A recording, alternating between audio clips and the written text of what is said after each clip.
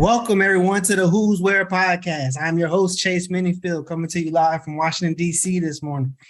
We have a special guest, UVA alumni, former wrestler in the building today, Jim Harshaw Jr. How are you doing, Jim? I'm great, Chase. How you doing, man? I'm doing well. Appreciate you jumping on here. Where are you coming from? Where are you coming in from?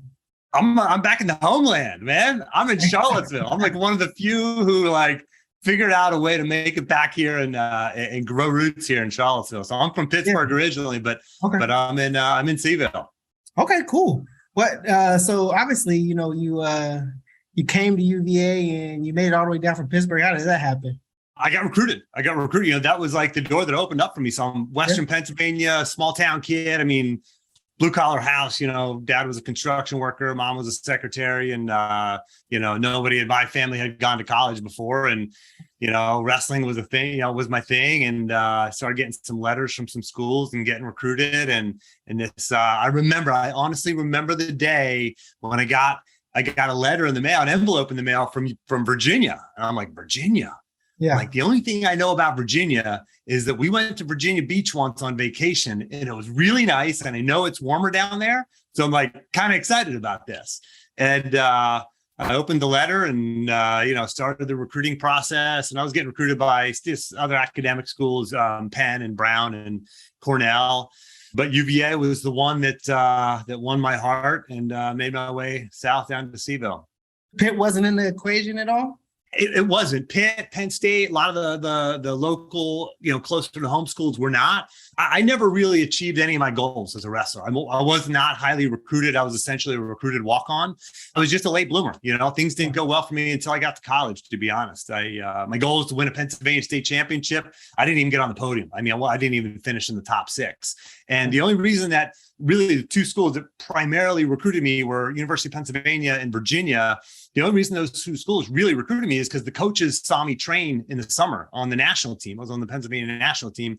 And they saw that I had some potential and liked my work ethic and knew I, worked hard in the classroom and I wasn't going to do, anything stupid and embarrass the program, that kind of thing. So let's recruit this kid. And that's how it came to be. I just, I was not all that successful. So in high school, so I didn't get recruited by a ton of schools. So it's just those schools who I really had a little bit of a relationship with, some of those coaches that recruited me. And, it ended up working out when I got to UVA, won, 3 ACC titles and ended up on the podium at the national championships as an All-American my senior year. So that's awesome. Those are the type of stories I like to see right there. So I'm assuming you ended up earning a scholarship while you're there?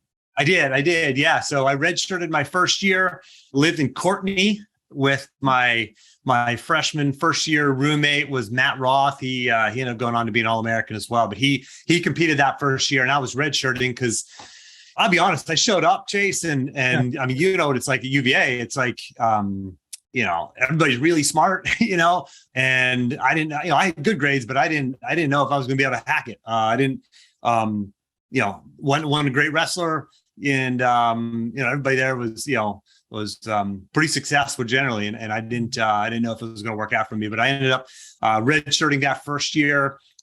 Second year, I made the starting lineup and I qualified for the national championships, got second in the ACC. I lost to the kid from Duke. It still burns me because that was the only time that I lost in the ACC championships. I lost 2-1, lost to him by a point. He was a senior. I beat him earlier in the year in the dual meet. But so then after that year qualifying for national championships, I earned a little bit of scholarship money. And so wrestling is a little bit different than, say, football and basketball, where they give out partial scholarships, like, baseball, lacrosse, soccer, a lot of sports can give out partials. So I got a partial scholarship after my first year competing, my second year. And then every year I just did a little bit better. Won my first ACC title as a third year, and my second one is a fourth year, and my third one is a fifth year. So my scholarship money kept going up every year, which was huge. And it's I really want to. I'm working on it. I'm pretty close to it. I'm getting, I'm trying to pay back that scholarship money that I earned, and then and give a heck of a lot more back. That's my goal through my career, my lifetime now.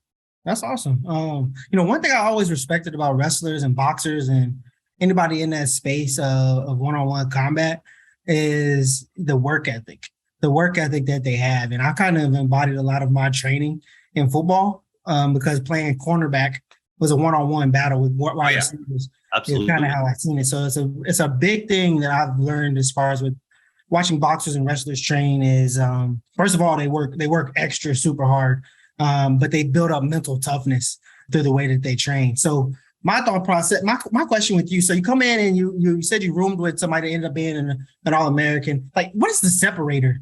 What is the separator in there? Because most everybody's going to be working hard in y'all guys' sports. Yeah. What separates the best from the guy that's just barely making it? Man, what a great question. Like, I do performance coaching now, for grown up, for like, people in the real world, people like you and me, right? Trying to make it in the professional world. And so I have this conversation a lot. And this, you've seen this probably a ton in football in terms of your, college career, professional career. Like, there's a ton of talented people. Like, the talent's everywhere. I mean, talent's everywhere, right? So you've got talent, but it's, there's the work ethic, right? So the work ethic is absolutely key. It's absolutely the thing that you have to have. But even that's not it. Like, that's just a must. Like, you have to have the work ethic, and the great ones have an absurd work ethic. And one of the things I'm actually most proud about is I was voted by my team and the coaching staff as the hardest worker on the team my third, fourth, and fifth year. Okay. And so I worked really hard, right? So there's that. Like, to get onto the podium, to be one of the top in the country at what I did or what you did, you have to really have that work ethic. But the other piece is the mental piece. And that's the part that I was missing. I was missing that pretty much my whole career until my senior year. And so here's kind of how it went. So, I finally made the starting lineup as a second year. And I'm like, hey, maybe, and I got the national championships. And once you get to the national championships, your goal is to be an All-American. Like, top 8 in the country is All-American. And that's the goal, is to be on the podium, obviously at the top of the podium where you're a national champion. And freshman year, I failed. I didn't become an All-American. Sophomore year was, I got to the national championships again, but I failed. Junior year, it's pretty much a repeat of the prior 2 years. I qualified for the national championships, but again, I fall short of my goal. And I find myself sitting in the locker room with my face buried in a towel in tears, like wondering, like, why can't I do this? Like, what's wrong with me? I'm working. I can't possibly run more miles. I can't lift more weights. I can't watch more film. Like, there's not enough hours in the day. Mm-hmm. Like, what am I doing? Like, am I just not good enough, not smart enough, not capable enough? Is it just like not in the cards for me? And so I went through that entire off season between my fourth and fifth year, trying to figure out, like, what is it that I'm missing? Like, do I have to lift more? Like, get stronger with my legs, right? Do I get stronger legs? Do I get in better condition? Do I get to watch more film? Like, what do I have to do? I'm working, like, going to camps, like summer camp, like wrestling camps, where I'm the camp counselor, right? And there's high school kids coming, I'm a counselor, and they bring, these camps, like, Naval Academy and UVA and other schools, George Mason. They're bringing in, like, the Olympians to teach, to be instructors. And I just wanted to be around them so I could learn, like, what am I missing? What do they have that I don't have? And I went through the whole off season, and I never figured it out. And I went into that first competition of the year. It was the West Virginia Open. It was the night before the West Virginia Open.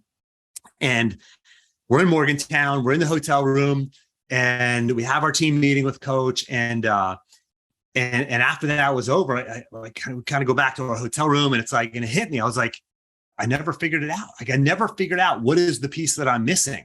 And so, honestly, I gave up on the dream at that point. And I said, whatever happens, happens. All I can do is all I can do. I can do my best. And sometimes that's going to be winning, and sometimes that's going to be losing. Sometimes it's going to be success. Sometimes it's going to be failure. And at the end of the day, I can't control that. I can't control who I wrestle. I can't control what the referee calls. I can't control anything but how much I lift weights, what time I go to bed, the food I put in my mouth, the film that I watch, the words that I say to myself. That's what I can control. And I'm going to do all that to the best of my ability, and let the chips fall where they may.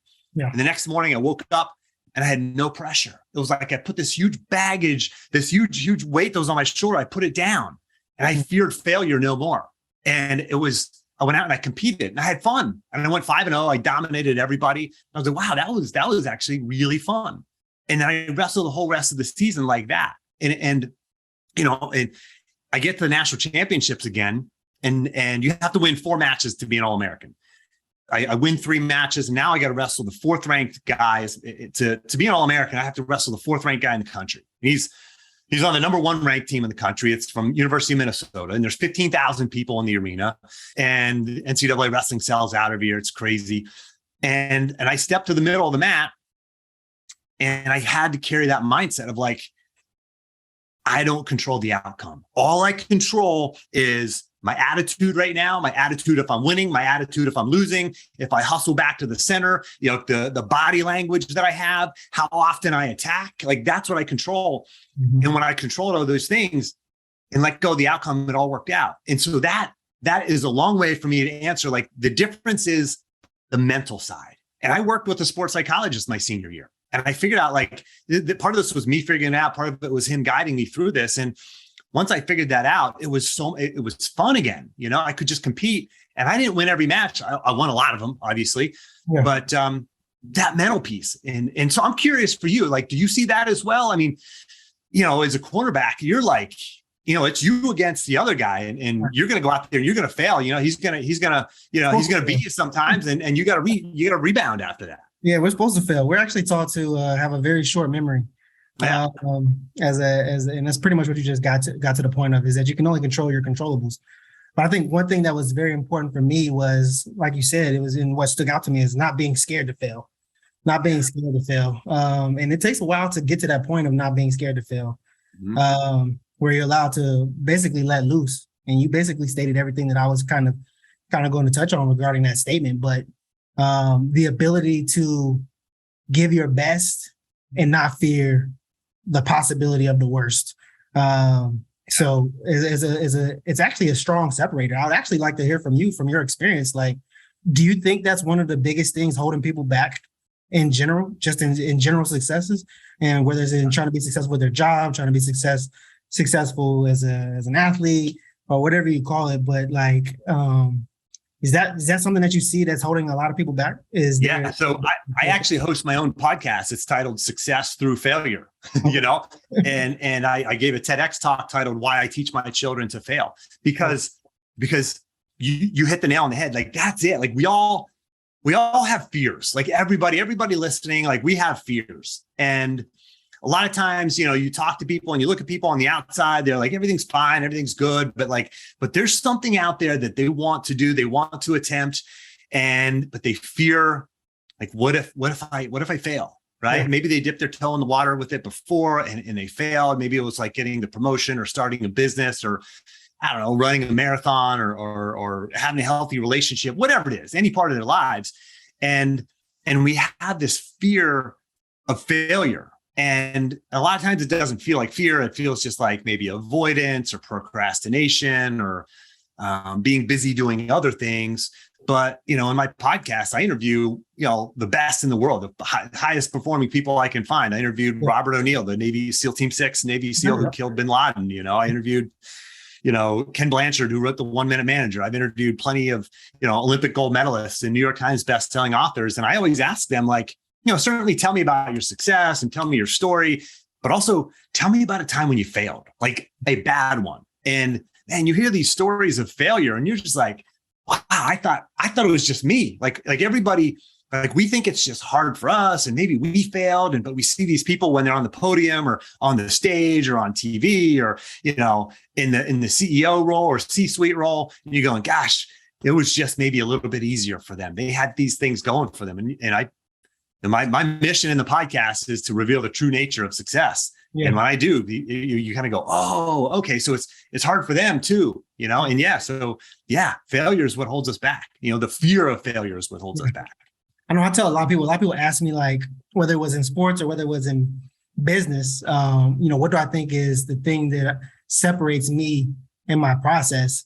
And I've always told them that I think that it's just the fact that I'm not scared to go to zero. I'm not scared to go to zero. I'm not scared of losing everything, because I've been able to have experiences of coming out of what I call the hole and having just your back on against the ground and you're looking out of the hole. I've been in those places. I've been in those spots, and I've been able to see myself and trust in myself to come out of those places. And I think a lot of things that people struggle with is that they don't want to go into that hole. They don't want to go into that pit, and they'll do everything to stay out of that place, because ultimately it must be it's not cool. It's not fun down there. It's a place that I would say is not built for everybody, but it's a lack of trust in yourself as far as what is going to happen to me. How am I going to be when I'm in that place of nothing? And it's just me depending on myself to get out of that place. Yeah. And yeah, we don't want it. I mean, nobody wants failure. And I tell people like, you got to fail, you got to like, that's part of the process. But like, I'm not saying like, go try something and do something really poorly so you can fail. No, you try your best. And if you fail, or I should say when you fail, because failure will be part of your journey, will be part of your path. Like that's not a signal that like you shouldn't do the thing. It's information, it's data. And you are actually now more qualified to do whatever it is you're attempting than you were prior to the failure. Now you are educated. Now you are informed. Now you have data to go off of. Now you have prior experience to go off of. And now you're better than you were before, and it sucks, I mean, there's like, it's frustrating. There's tears. There can't be tears. There can be like, like punching the wall kind of feeling, like that's part of it. Yeah. But, luckily you and I were athletes and we understand like that is part of the journey. It's really, it's when we lose the games, we lose the matches, it sucks. Like in wrestling just last week, we had one of our wrestlers, a guy named Jordan Burroughs. He became the greatest United States American wrestler of all time. He has 7 world or Olympic gold medals. The world championships were just this past week, and he won a 7th gold medal. But here's the thing. After he won, like, I think it was 2 world golds and an Olympic gold, he lost. He lost at the next Olympics. And everyone's like, he's getting old. He's kind of done. He's out of it, and he lost a couple of matches. Man, he's back on top. He's back on top, and it's like, he's at the end of his career. He's in his mid-late 30s now. And like those failures have made him better. They've made him stronger. He don't want them. It sucks. He lost out on some sponsorship money and all that, but like, it wasn't a sign that you're done, Yeah, no, that's definitely best. A lot of my situations, and we're going to get back into your story, but a lot of my situations came from like AC that I thought like the why me concept, right? The why me feeling of like, why am I having to go through these things and other people don't have to go through these things? I would love to hear your perspective on, you've put in so much work, you're going to get somebody else that's probably put in a lot of work as well. But ultimately you come into a one-on-one match and you don't assume you're going to lose, right? You don't assume you're going to lose. Was there ever a point in your life or a point in your career where you would go into places of trying to figure out like, these people don't deserve, or you felt like other people didn't deserve things that they were getting that you probably, thought you may have been more suited for or deserved more, but it just necessarily wasn't in your cards? Yeah, I mean, absolutely. It's, in my wrestling career, it was kind of in that, I was a junior and thinking to myself, like, there's guys who I grew up with and trained with, and I was beating them in high school, and now they're on the podium and I'm not. Like, what's going on here? Now, listen, there were, you see that, but what I wasn't paying attention to is there's a lot of other guys who were really good in high school that I was far ahead of them. But, you only see the people who are above you, and doing the things that you want to do. And so that was one time. And then, in my professional career, like after I got out of college, I had a total shift in college. I went from this like low confidence, successes for other people kind of mindset when I showed up at UVA, a lot of self-doubt, to like 5 years later, 2 degrees, an undergraduate and a master's degree from the #1 public school in the country. And I'm an All-American, 3-time ACC champion. I'm ranked now in the Olympic ladder. Like, complete transformation happens in my life. And that sets me off onto this different trajectory. I ended up coaching in college, ended up being the youngest Division I head wrestling coach in the country. And then I coached for about a dozen years, got out of coaching, started my first business, and that was successful. And I sold that and I started my next business, raised some angel capital, built a technology company. Oh, cool. And 2 years into that thing, man, it was failing. And we had revenue, but not enough. And, we had debt up to my eyeballs and wasn't spending enough time with my wife or my kids. And, I was just like all in on this thing, and I was in a bad spot, and looking around going like, why do all these other, why I looked at these other businesses and the other people who I didn't think had the experience or background that I had. Like, I'm supposed to be successful with this. And here I am with a failed business, and I've had successful businesses before. And like, why am I at the bottom again? And so, yeah, there have been those moments, both in, wrestling and in professional life. Was there ever a time where it slowed you down? Or did you get back? Or were you the person that bounced back off the mat quickly? Oh, I'd love to say that I just bounced right back. But so here's how that story ends is, I'm shutting that business down and I'm literally sitting on the couch one night. I'm like on my couch with my laptop on my legs, like looking on Craigslist for a job, scrolling past jobs for like paper boys and unpaid internships, and I'm thinking like, man, like how did I get here? I was on the top of the mountain. Now I'm here. I'm on the bottom again. And I closed my computer and I went upstairs. I lay down next to my wife. She's already asleep in bed. I'm just like laying there in bed, staring at the ceiling, thinking like what was in place in my life when I was performing at the highest level, right? When I was maximizing my potential. And it came to me, Chase, I had a realization that night, this epiphany where there was a framework in place in my life at UVA when I was competing as a student athlete and I was doing well academically and doing well athletically. There's a framework, there's a structure, and there's 4 parts to that structure. And this is what helped me bounce back. This is what helped me rebuild after that. So I realized that when I was wrestling, things were very clear. Like you had a clear path in our life. You did and I did. It was like, you're working on your degrees. You got your classes. The syllabus is all laid out. The season's laid out. All you got to do is show up to practice, do the extra work too, and go to the matches and, follow the path. The path is clearly laid out, but you get out into the real world and it's not. It's like, well, I can make a right or make a left. I can go straight ahead. There's no path. Like you can make your own path.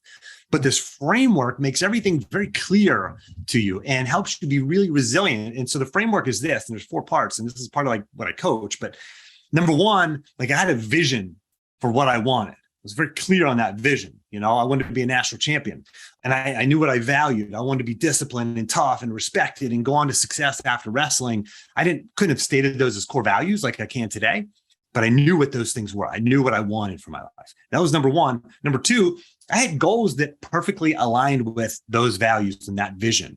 Like a lot of time in the real world today, people will, they align their values based on, or their goals based on, what they see on social media or what the mass media tells them they should want or what's parked in their neighbor's driveway.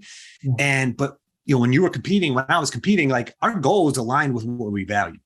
And then the third part was I had what I called an environment of excellence and coaches to kick us in the tail if we needed a kick or help us course correct or just help us see our blind spots. We had teammates who I was accountable to them. They were accountable to me. We're all striving for similar things, sports psychologists and nutritionists and athletic trainers. And like, you have this infrastructure around you. And in the real world, it's not just automatically there. You got to go build it. You got to find coaches. You got to find mentors. You got to get around like-minded people who are doing the right things professionally and personally, right? Sign up for a gym membership and join classes to work out more. You want a healthier relationship, join a relationship class in your church. You want to do better in your career, join the National Association, get around with other like-minded people trying to achieve those things in their career. So that was the environment. And that was the third piece. And then the fourth and final piece is you got to have a plan to follow through. Like if I lost a wrestling match on Friday night, I'm sitting in the corner feeling sorry for myself. Coach is like, hey, Jim, I'll see you tomorrow morning in the weight room, 8 a.m. Be there, whether I like it or not. I got to be there. So there's this plan to follow through because in the real world, cars break down, kids get sick, global pandemics happen. Like if you don't have a plan to follow through, those goals go up on a shelf and we just start drifting with the masses. Yeah. But that's the structure that I realized was in our lives when we were at UVA and competing at the highest level. And I rebuilt that stuff into my life. And it changed everything. I tripled my income, healed my relationship with my wife and got, spending more time with my kids, got healthy and fit again. Just transformational, and I learned all that. It all goes back to our days at UVA. Like I look back at that time and there were resources provided and there's a structure in place that helped me rebound then, but also now in the real world. That's good stuff. That's strong. Let's jump back into this, into your story a little bit. So yeah, what did you study at UVA? Like let's go that route. Yeah. So I showed up thinking I was going to be, a biology teacher, it's like I wanted to teach and coach. So I showed up, bio major, and I realized I'm competing with all the pre-med kids for grades. I'm like, man, this is really hard. And then I discovered something called environmental science. I'm like, I actually love this stuff. I watch the Discovery Channel all the time, man. I love being outdoors, and I'm an outdoors guy. And so I realized environmental science was just a perfect fit for me. So I became an environmental science major, got my undergraduate in environmental science, got a master's in teaching. So I did the 5-year program at UVA. So applied my, I think it was the end of my second year I applied, got in. So I started my third year taking both undergraduate and graduate classes. So at the end of 4 years, I actually don't have any degrees, but at the end of 5 years, you get both degrees in the same day. So it worked out perfectly because I redshirted my first year. So yeah, Advice and master's in teaching. Any difficulties running into the rigor of University of Virginia academics? Oh man, yeah. Being an athlete? Yeah. So hard, man. So hard. And when you're a student athlete, there's you're training in the morning, you're training in the afternoon, you're traveling on weekends, and you get home at 2 a.m. on Saturday morning or Sunday morning or something like that. It's you got a class the next day on Monday morning. It's it's hard, and you got to show up and do the work. And as we know, and any, Wahoo's listening, the rigor is real at UVA, the professors, most of them, obviously respect athletics and the student athlete. But they're saying, hey man, you got to get to work. I don't care. You were traveling all weekend. You got to show up and do the work. And so, yeah, it was hard, man. It was really hard, but those students that you're around at UVA, athletes or not, they're part of your environment of excellence. They were part of my environment of excellence, and they pushed me and made me try my hardest and wake up early, stay up late, getting the studying done. So, man, I tell you, there's a class called hydrology. It was a study of water and the flow of water, and it was all calculus. It was I thought that sounds like it's going to be this cool class, but it's it was all calculus, and it was the hardest class in environmental science major. And I ended up getting an A in it because I over prepared because I was terrified of that class. I talked to so many people who just struggled through that thing. But that was one that was really hard. My fifth year, my senior year, I was student teaching. So you had a full-time job. You're at school all day, but you practice in the morning, you wake up, you go to the team lift, I hustle out of there as fast as I could, get to class, go to school, Charlottesville High School, where I was teaching. And at the end of the school day, rush out of school. I get to practice 5 minutes late every day. It was so stressful, I'd come bursting in the wrestling room doors and jump right into practice. And then after practice, you go eat, and I couldn't eat for an hour because practice is so hard. And finally get some food in me. And then I go back and I do my, sometimes I have class in the evening and then prepare for the next day. And their kids breaking down and really, really struggling in that program because it was very rigorous. But I realized one of the things that I had a buffer in my life of wrestling. I could go into the wrestling room and the whole world, all that stress, academic stress is that's on the other side of the door. I have to be here now because there's a guy in front of me, practice partner and all, he's trying to bloody me up and have a good practice. And I got to do the same to him. So that was really an asset for me. But those were two big academic struggles for me. What do you think has prepared you more for post-college, post-athlete, their academic side of UVA or the athletic side of UVA? Tell you what, I always say this behind closed doors with people because I just don't want it to come across wrong. Yeah. I had an amazing academic experience at UVA. I was pushed to my academic limits. The thing that prepared me most for the world was wrestling. Yeah. With zero question. I mean, it was so hard, so physically taxing, so mentally, emotionally taxing. It just pushed you to the limit in every way. And that's what life is. It's not a straight path. And wrestling wasn't a straight path for me. There was a lot of ups and downs, a lot of physical pain and suffering, emotional pain and suffering, psychological adversity. And it was really that has prepared me. And I'm so grateful for that. And I hope that that is not lost on the people who donate to the Virginia Athletics Foundation, because the scholarship money that VAF raises, it is changing people's lives. It's not just about, football, your sport, basketball, those are the two big ones that everybody follows and excited about. But man, the the wrestlings, the field hockeys, the lacrosse and soccer and baseball and swimming and track, like rowing, on and on, like you are changing lives. I mean, these student athletes are going out into the world as better human beings because we've had to go through this adversity and do the thing that we love. So wrestling really was big for me. Okay, so when we play football, my story at least is like I'm already thinking like I'm going to the NFL. This is what my goal is. This is like my next step after I'm done playing. So as a wrestler, you're an All-American, so you're the top of your sport. What is your mind as a fifth year? Like where are you going next after you graduate? Yeah. Like what does that look like in your perspective? I ended up ranked 7th or 8th. I can't remember now. Maybe 8th, probably on the I think it was 7th actually on the Olympic ladder in the Olympic rankings. But only number 1 goes to the Olympics, or the World Championships. So and top 3 is considered the national team, and you actually get a stipend. So I was pretty well outside of that, but I had a shot if I would compete. So I was invited to go to Colorado Springs and live and train for free and try to make the world team and the Olympic team. And so that was one option. Another option was to coach. And I had 2 coaching offers on the table, one from University of Pennsylvania and one from the Naval Academy. Okay. And so that was option 2. And then option 3, one of my good friends, a guy named Tane Nix, he was a soccer player. He's one of the few guys who has 4 national championship rings on the soccer team. So he was a few years older than me. And he was on the team under Bruce Arena, and just a legendary program. Anyway, he was living this like crazy life of adventure. He was like living in the jungles of Guatemala, and we stayed in touch. And he's like, "Man, you got to come down. I'm living at this meditation center now. Come on down." So you know what I did, Chase? I worked hard. I went home and I painted houses for the summer after I graduated. And I said, I'm not going to train. I'm going to turn the page on my wrestling career. I'm going to not get into coaching. I'm just going to go on like a crazy adventure.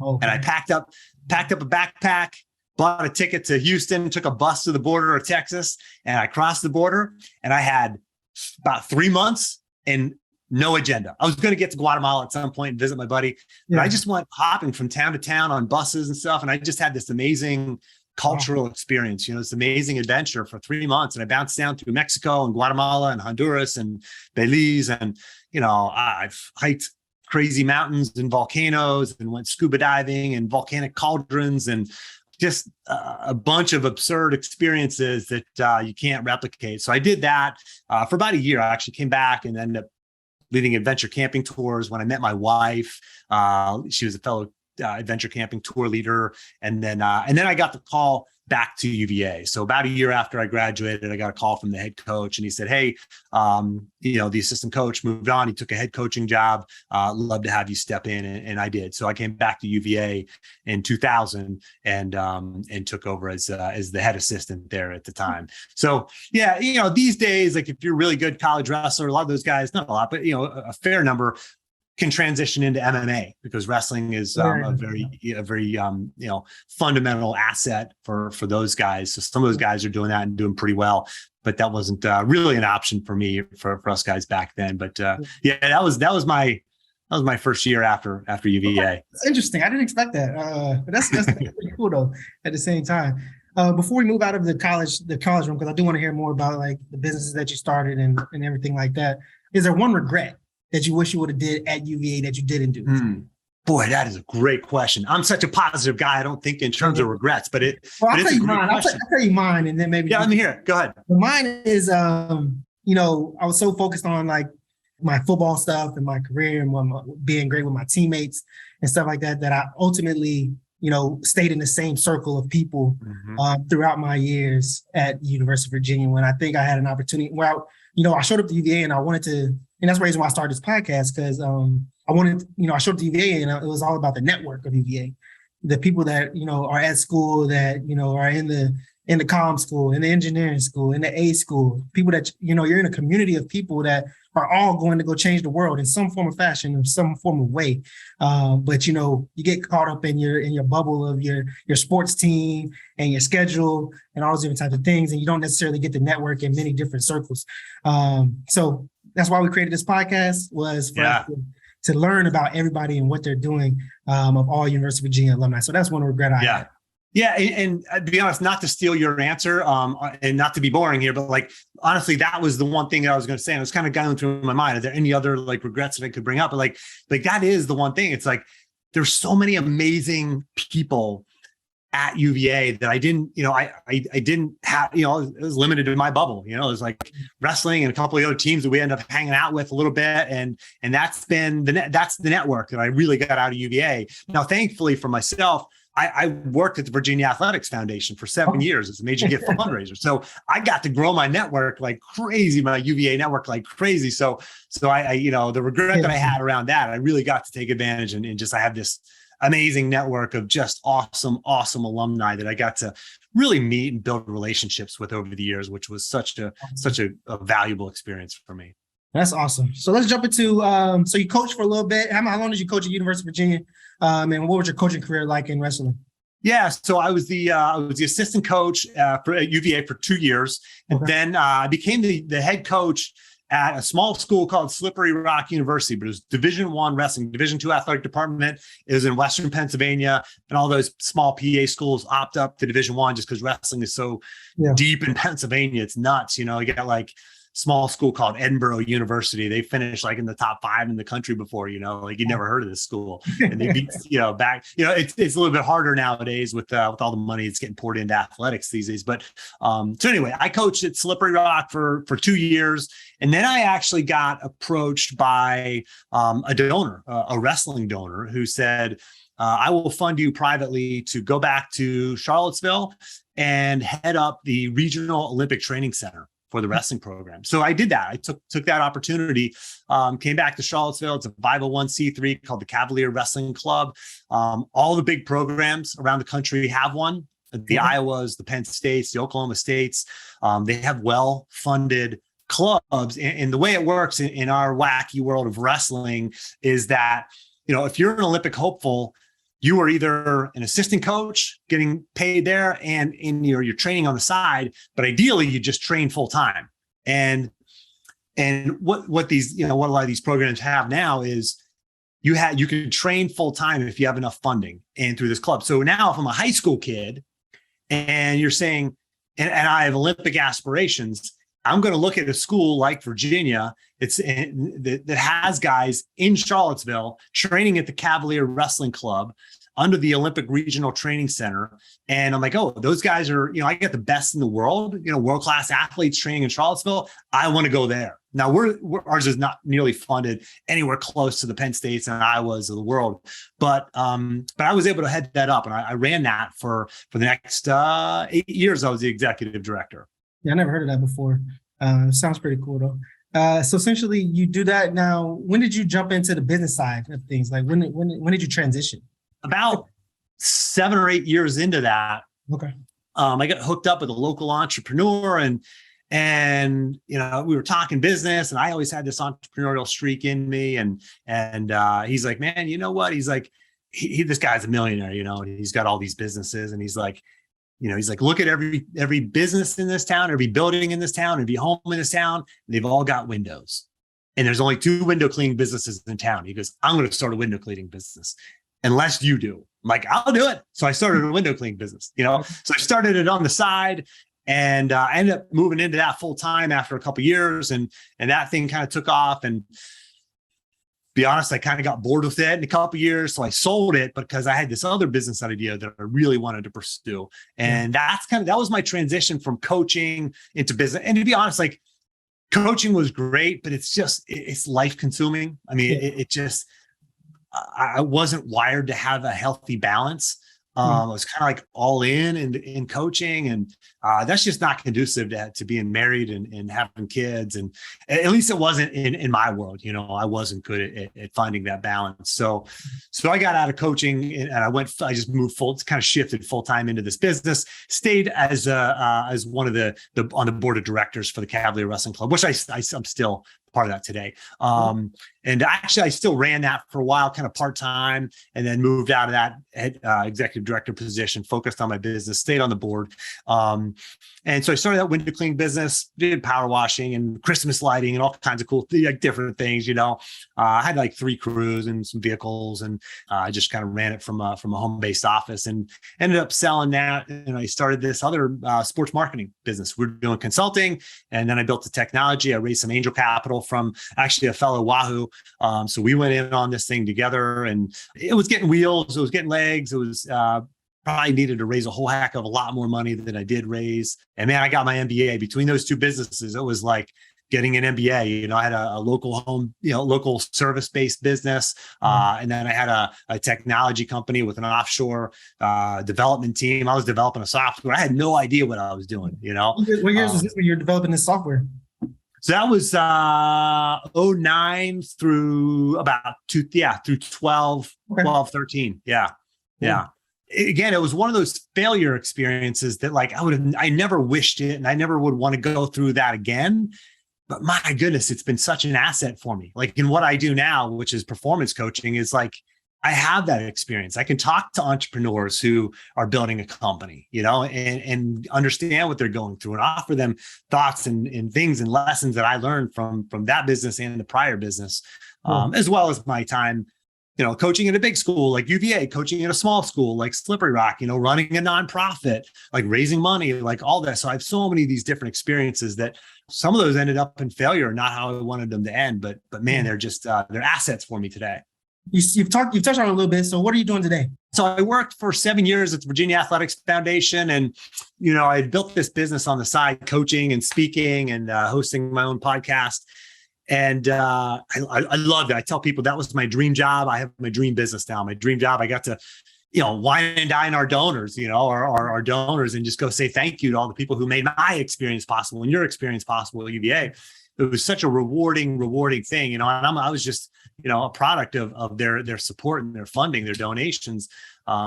Great experiences at UVA, great degrees, and now I'm doing my dream job, which is lifting other people up, helping people, guiding people. So I'm an executive performance coach, professional motivational speaker, and hosting the podcast. And we have a team of amazing people. I'm actually business partnered with former Wahoo basketball coach, Dr. Tom Perrin.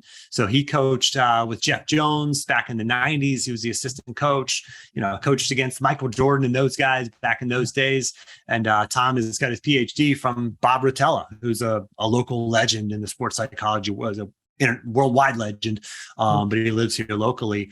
But Tom and I, we work with, we do corporate leadership development, as well as individual personal performance coaching. And so that's what I'm doing now. I got a wife and 4 kids. We've grown roots here in Charlottesville. Didn't get to the game yesterday, but I did get to the Richmond game, the first game of the season. So it's awesome living in Charlottesville. That's awesome. So where can everybody reach you at? Where can everybody reach you, find your stuff? If they want to, sign up for coaching, how do they do that? Yeah, you can go to Jim Harshaw. Just Google my name, Jim Harshaw Coaching, or Jim Harshaw Podcast. You'll find me. You'll find my TEDx talk. But if you Google my name, you'll end up on my website, jimharshawjr.com. That's just jr.com. You can look for my podcast. You can, again, search for my name, or go through, look for Success Through Failure podcast. And you'll find me. And I'm on all the social media platforms. Most active on Twitter and Instagram, but you can find me elsewhere as well. Just, again, look for my name, Jim Harshaw. Well, this has been a pleasure. I'm definitely going to go subscribe to the podcast. This is a great talk. I see a lot of myself in yourself. So it's pretty awesome, Jim. I appreciate you jumping on here with me. Yeah, likewise, Chase. It was great to connect with you, man. I hope to get to connect with you in person sometime. Definitely, for sure. Appreciate you guys. We'll see you guys next week.